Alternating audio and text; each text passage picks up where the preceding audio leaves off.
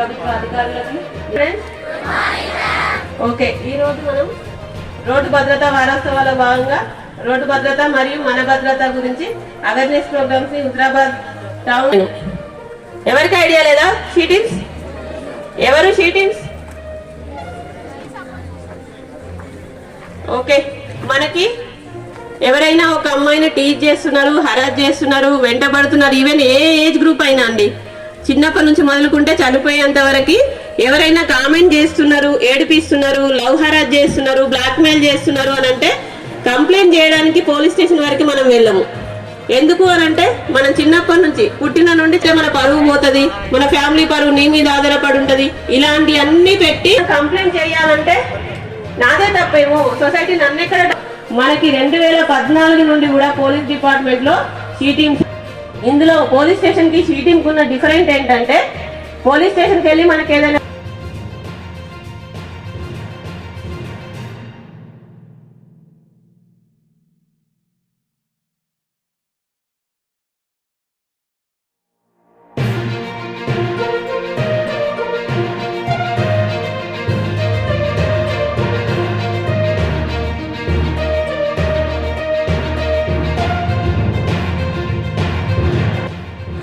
విద్యార్థులు మీ అందరికి కూడా, అదే పాత్రికేయ మిత్రులు కూడా, మీరందరికి కూడా నమస్కారాలండి. ఎన్నో మిస్టేక్లు చేస్తుంటాం. ఆ మిస్టేక్లను మన కళ్ళ ముందు పెట్టి మనకు ఏ విధంగా అయితే ఒక అవేర్నెస్ వెళ్ళిపోయి మన జీవితంలో శ్వాసతో ఇంకా ఇలాంటి తప్పును సరిదిద్దుకునే అవకాశము కల్పించి మనకు అవగాహన కల్పిస్తున్నటువంటి పోలీస్ సిబ్బంది. It is great program. Moreover మనము ప్రతి ఇన్సిడెంట్ చూస్తాం జీవితంలో.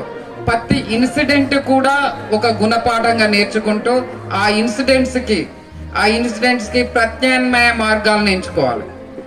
అలా ఎంచుకున్నప్పుడే మనం ముందుకు సాగుతాం. ఉదాహరణకి నేను చెప్తాను, సర్జరీ చేసేటప్పుడు ఎన్ని వీడియోస్ ఎంతమందికి తెలుసు? హార్ట్ కూడా మనకి ట్రాన్స్ప్లాంట్ చేయొచ్చు అనే విషయం అందరికి తెలుసా? హార్ట్ ట్రాన్స్ప్లాంట్ జరుగుతున్నాయా లేదా? ఎస్, హార్ట్ ట్రాన్స్ప్లాంట్ చేయొచ్చు, లివర్ ట్రాన్స్ప్లాంట్ చేయొచ్చు, కిడ్నీ ట్రాన్స్ప్లాంట్ చేయొచ్చు. మేజర్ ఆర్గాన్స్ అన్ని ఎక్సెప్ట్ బ్రెయిన్ అన్నీ కూడా ట్రాన్స్ప్లాంట్ చేసుకోవచ్చు, బతకచ్చు.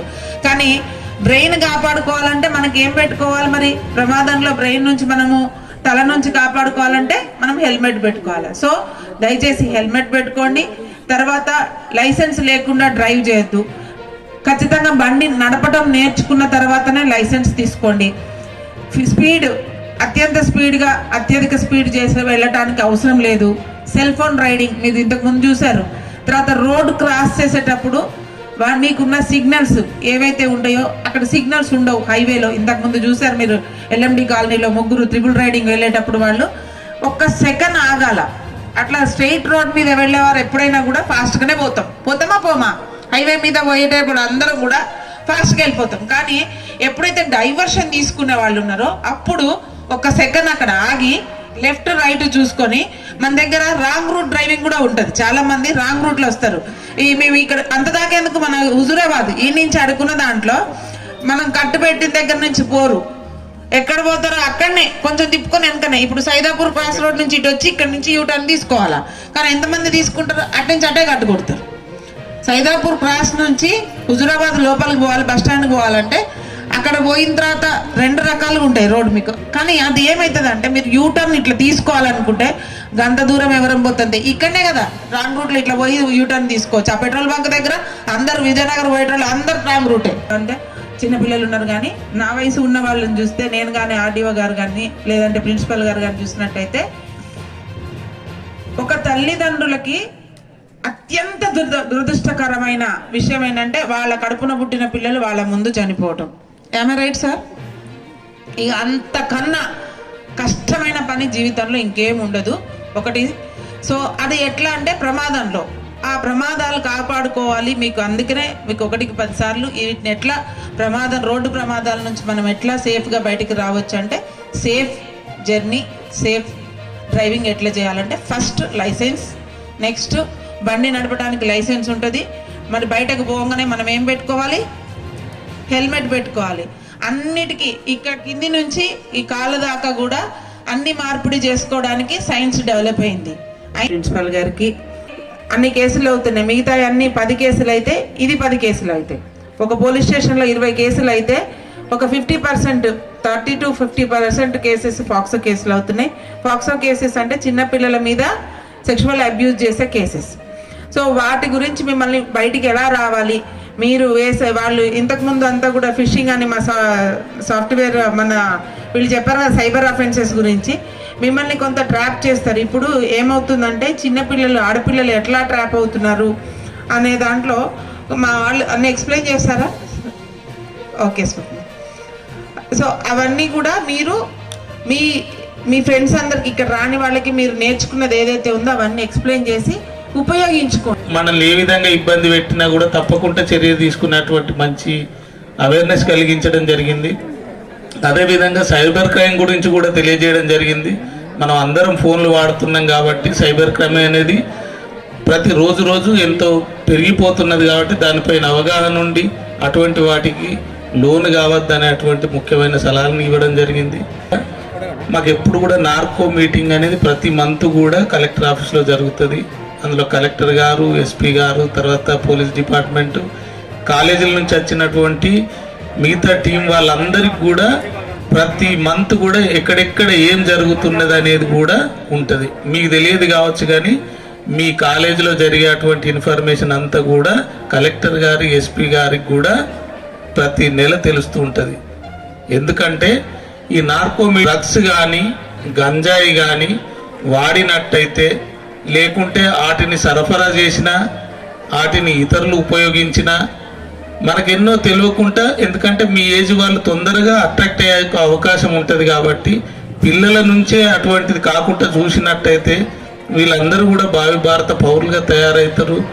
ప్లస్ ఒక మంచిగా జరుగుతున్నది కాబట్టి తప్పకుండా మీరు అటువంటిది లోన్ కాకుండా ఉండాలి. మీ పక్కకున్నటువంటి వాళ్ళు కానీ ఇతరులు కానీ లోన్ కాకుండా ఉండాలనేది మీ అందరూ కూడా అబ్జర్వేషన్లో తప్పకుండా ఉంటున్నారు కాబట్టి జాగ్రత్తగా ఉండాలని, ఏదన్నా అనుకోకుండా జరిగినప్పుడు మీరు ముందు పోలీసు వారికి ఇన్ఫార్మ్ చేయాలి. అది ఇట్లున్నా మీరు కూడా అట్లనే మీరందరూ కూడా అట్లా రావాలని కోరుకుంటున్నా. ఇక్కడ ఉన్న గర్ల్స్ స్టూడెంట్స్ అందరూ కూడా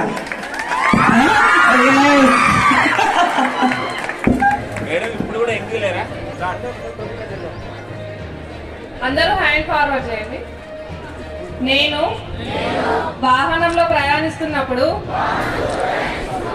ఎల్లప్పుడూ సీట్ బెల్ట్ ధరిస్తాను.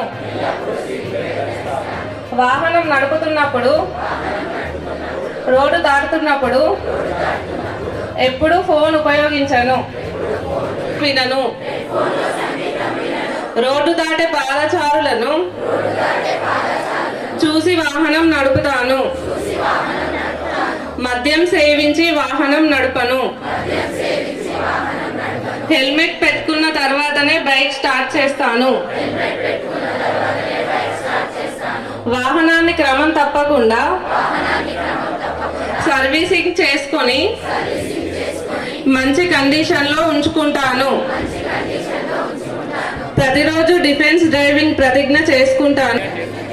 నా గురించి నా కుటుంబ సభ్యులు ఎదురు చూస్తున్నారని జాగ్రత్తగా వాహనం నడుపుతాను. ప్రయాణంలో నా గమ్యం చేరడానికి ముందుగానే బయలుదేరుతాను. ప్రయాణంలో ఆలస్యమైందని ఆందోళన కంటే ఆలోచించి వాహనం నడుపుతాను. ప్రతిరోజు రోడ్డు భద్రత గురించి ప్రజలకు అవగాహన కల్పిస్తాను. Thank you.